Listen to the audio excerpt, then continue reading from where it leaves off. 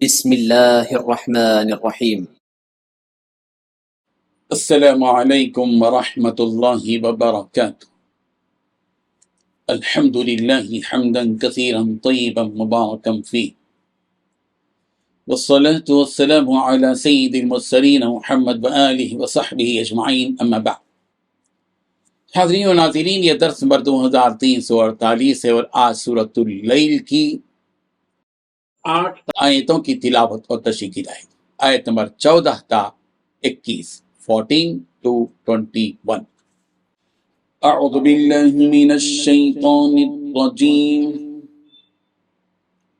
بسم اللہ الرحمن الرحیم۔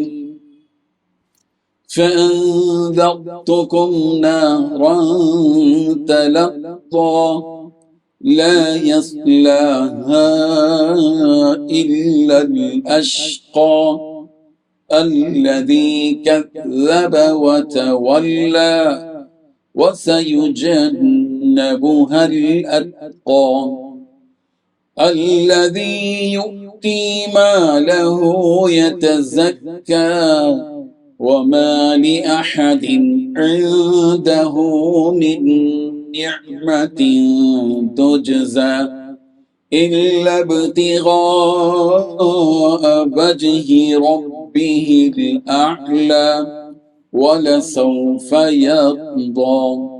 صدق اللہ العظیم۔ لفظی ترجمہ یوں ہے، فَأَنذَرْتُكُمْ بِالْآخِرِ، میں نے تمہیں ڈرا دیا ہے نارن ایسی آگ سے، تلظیٰ جو بھڑک رہی ہے، لا یصلہا اس میں داخل نہ ہوگا، الا الاشقی مگر بڑا بدبخت ہی، الذی وہ جس نے کذب جھٹلایا، وتولی اور روگردانی کی، وَسَيُجَنَّبُهَا الْأَتْقَى اور عن قریب دور رکھا جائے گا اس سے بڑا پرہیزگار، الذی وہ جو یؤتی دیتا ہے، مالہ اپنا مال، یتزکا کہ وہ پاک ہو، وَمَا لِأَحَدٍ اور نہیں ہے کسی کا بھی، عندہ اس کے ہاں، من نعمت کوئی احسان، تجزا وہ بدلا دیا جا رہا ہو، الا مگر ابتغاء وجہ ربہ الاعلی چاہنے کے لیے چہرہ اپنے رب برتر کا، وَلَسَوْفَ يَرْضَى اور عن قریب وہ راضی ہو جائے گا۔ ترجمہ یوں ہے، لہذا میں نے تمہیں ایک بھڑکتی ہوئی آگ سے خبردار کر دیا ہے، اس آگ میں کوئی اور نہیں، وہی بدبخت داخل ہوگا جس نے حق کو جھٹلایا اور منہ موڑا، اور اس سے ایسے پرہیزگار شخص کو دور رکھا جائے گا جو اپنا مال پاکیزگی حاصل کرنے کے لیے اللہ کے راستے میں دیتا ہے، حالانکہ اس پر کسی کا کوئی احسان نہیں تھا جس کا بدلہ دیا جاتا، البتہ وہ صرف اپنے اس پروردگار کی خوشنودی چاہتا ہے جس کی شان سب سے اونچی ہے۔ یقین رکھو ایسا شخص ان قریب خوش ہو جائے گا۔ ان 8 آیتوں میں 7 باتیں بیان کی گئی ہیں۔ پہلی بات، اللہ تعالیٰ نے انسانوں کو ایک بھڑکتی ہوئی آگ سے خبردار کر دیا ہے۔ دوسری بات، اس آگ میں وہی بدبخت داخل ہوگا جس نے حق کو جھٹلایا اور منہ موڑا۔ تیسری بات، اس آگ سے ایسے شخص کو دور رکھا جائے گا جو اپنا مال پاکیزگی حاصل کرنے کے لیے اللہ کی راہ میں دیتا ہے۔ چوتھی بات، اس بندے پر کوئی احسان بھی نہیں تھا کہ جس کا بدلہ دیا جاتا۔ پانچویں بات، وہ صرف اپنے اس پروردگار کی خوشنودی چاہتا ہے جس کی شان بہت اونچی ہے۔ چھٹی بات، یقین رکھو ایسا شخص ان قریب خوش ہو جائے گا۔ بزرگان محترم، ان آیتوں میں اللہ تعالیٰ دوزخ کا اور اس میں جانے والوں کا تذکرہ فرما رہے ہیں۔ اللہ ہم سب کی حفاظت فرمائے۔ چنانچہ فرمایا اللہ تعالیٰ نے انسانوں کے سامنے دونوں راستے دکھلا دیے ہیں، اور پھر برائی کے راستے پر چلنے والوں کو بھڑکتی ہوئی دوزخ کی آگ سے آگاہ بھی کر دیا ہے کہ دیکھو اس دوزخ کی آگ کو اللہ تعالیٰ کی نافرمانی کرنے والوں اور برائی کے راستے پر چلنے والوں کے لیے تیار کر رکھا ہے۔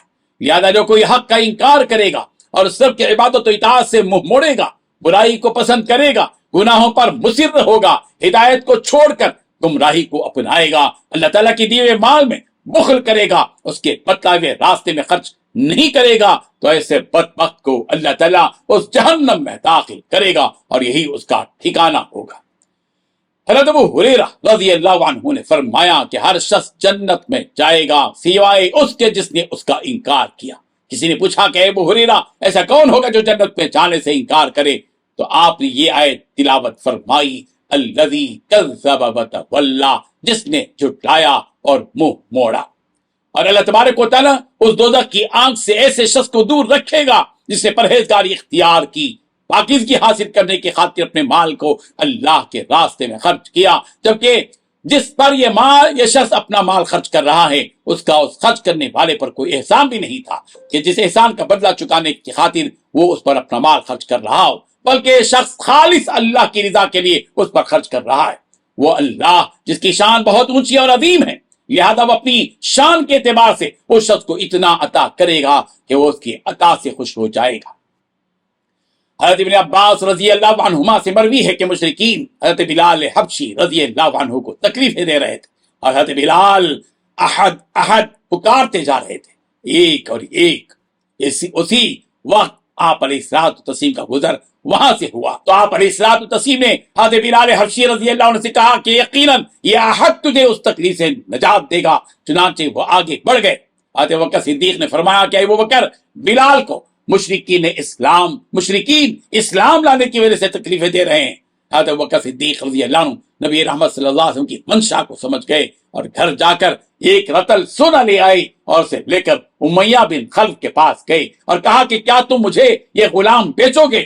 اس طرح حضرت ابوبکر صدیق رضی اللہ عنہ نے حضرت بلال حبشی رضی اللہ عنہ کو خرید کر آزاد کر دیا۔ یہ دیکھ کر مشرکین مکہ کہنے لگے کہ ابوبکر نے بلال کو کسی احسان کی وجہ سے آزاد کیا ہے۔